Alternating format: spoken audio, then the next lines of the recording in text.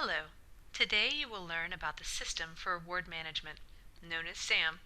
As you will see during this briefing, SAM is creating efficiencies through integration and consolidation of both data and systems. Let's start with a look at our current system environment and its origins.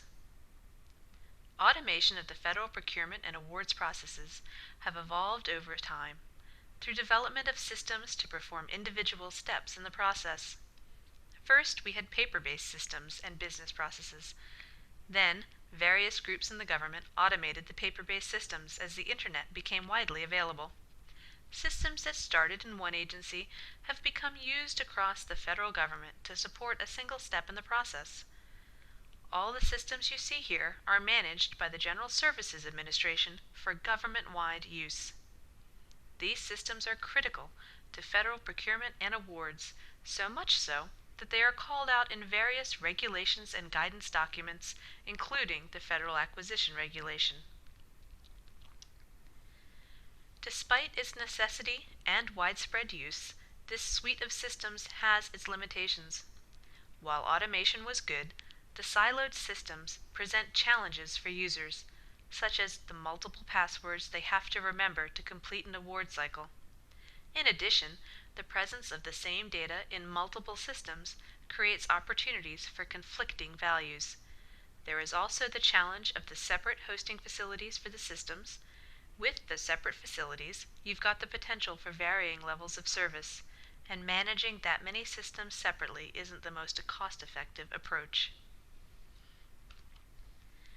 SAM will change the way we do business. It is not creating a portal for the existing legacy systems. Instead, SAM is merging not only systems, but also processes, integrating steps and data to streamline the user experience. SAM is taking the current siloed systems with their redundant data, managed in separate locations, and merging them into one system. In short, SAM is taking 9 systems and merging them into one. Users will have one login that will provide access to all the capabilities.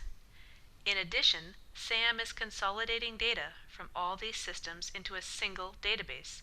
This will eliminate data overlap and, to some degree, also will yield improved data quality as data redundancies and conflicts are eliminated.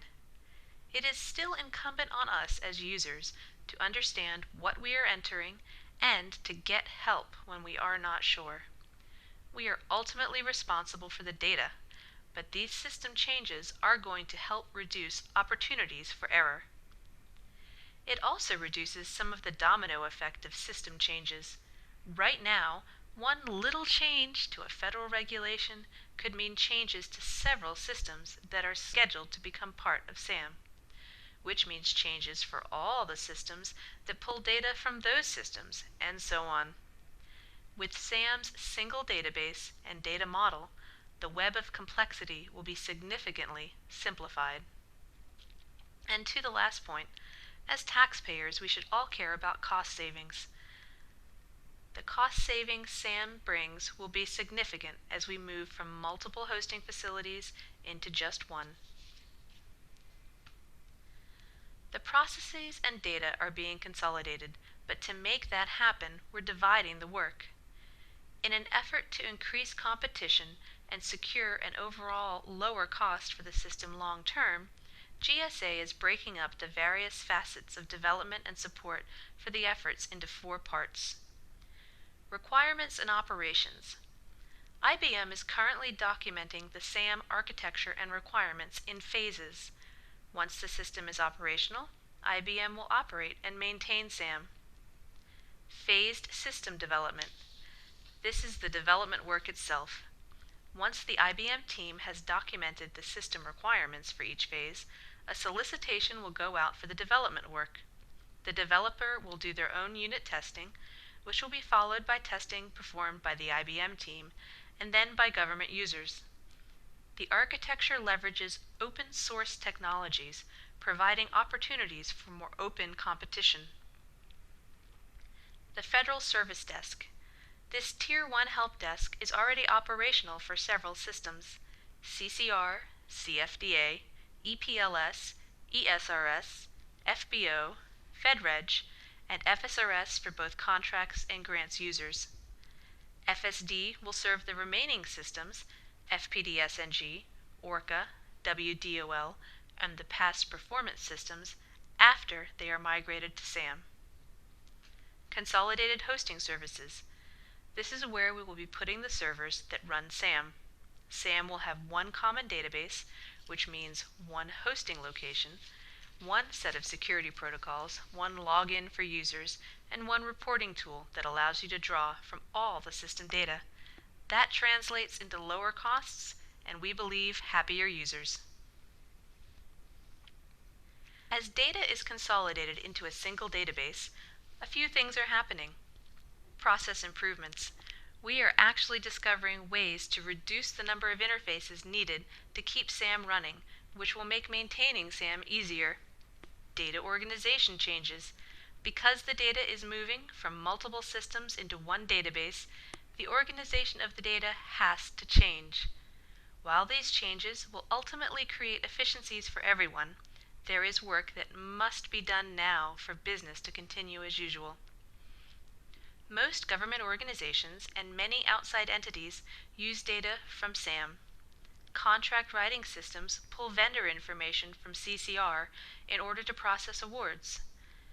Financial systems use the data in CCR to know where to send payments. Others use data to create reports. As you can see, the impact of not having your interfaces ready for SAM would be significant. No agency wants to be the one who cannot award contracts or pay its vendors. All the information needed to make changes is available on our website at sam.gov. I cannot stress this strongly enough.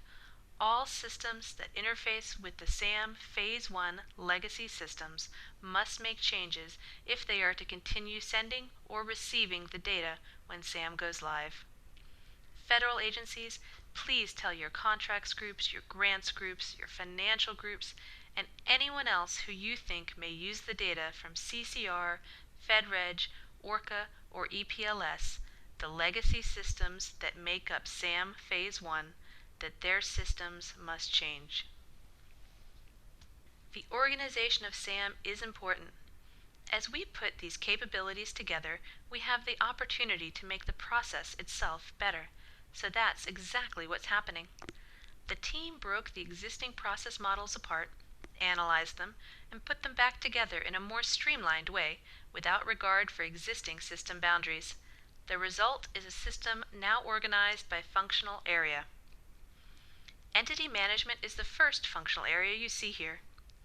Entity may not be a term you've heard before in relation to the legacy systems, but because SAM serves multiple user communities, it isn't just for vendors, or just for grantees, or award recipients, or the federal agencies. We had to have an all-encompassing term. So now we refer to all of them as entities. All entities need to register to do business with the government, which they did previously in either CCR or FedReg, and then those seeking contracts, i.e. the vendors, need to complete representations and certifications as they used to do separately in ORCA. The award management functional area refers to everything associated with the award itself. For contracts, this means finding opportunities and reporting on them after they're won. Currently, we look for opportunities in FedBizOps, report contracts in FPDS, report subcontracts and subawards in ESRS and its module FSRS. Wage data stands alone. This functional area will have the capabilities of the wage determination online system, which supports contracting officers and vendors in complying with the requirements of the Service Contract Act and the Davis-Bacon Act. Performance information will include the capabilities the government uses in reporting on the performance of entities as now found in PEPRs, CPARs, and FAPIS. It also includes the suspension and debarment records found today in EPLS. The Assistance Program Catalog also stands alone as a functional area, containing a list of financial assistance award programs. The last item is the support capabilities that cross all functional areas. These foundational things, like security, access control, and reporting capabilities, are integral to SAM. SAM Phase 1 will create the Entity Management functional area in SAM. This will include the capabilities previously found in CCR, FedReg, and ORCA. Phase 1 will also create the exclusions portion of the Performance Information functional area. This will include the capabilities previously found in EPLS.